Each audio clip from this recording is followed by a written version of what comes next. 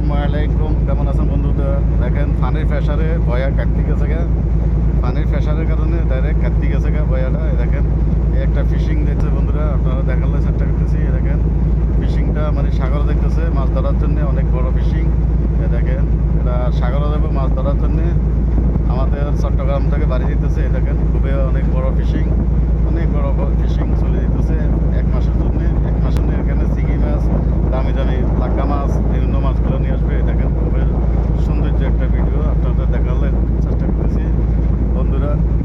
এই দেখেন আরেকটা হরর শিপ বাড়ি দিতেছে, আউটারে যাই লঙ্গর করবে, সাগরে যাই লঙ্গর করবে। এই দেখেন অনেক বড় জাহাজ, এখানে পুরাটা খালি হয়েছে। এটা মালবাই জাহাজ, মানে অর্থাৎ শুকনা কোনো জাতীয় কোনো মাল আনছে। এই দেখেন আমাদের গম আনছে, নলে ইয়ে আনছে।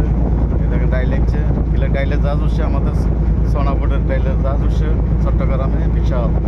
এগুলা মানে খালি করতেছে চট্টগ্রামে বন্দরে। এই দেখেন অনেক বড় জাহাজ, নিজের ক্যারান আছে, এগুলো নিজে ক্যারান দিয়ে নিজে খালি করে। এই দেখেন অনেক বড় বিশাল জাহাজ, এগুলা অনেক বড় জাহাজ বন্ধুরা।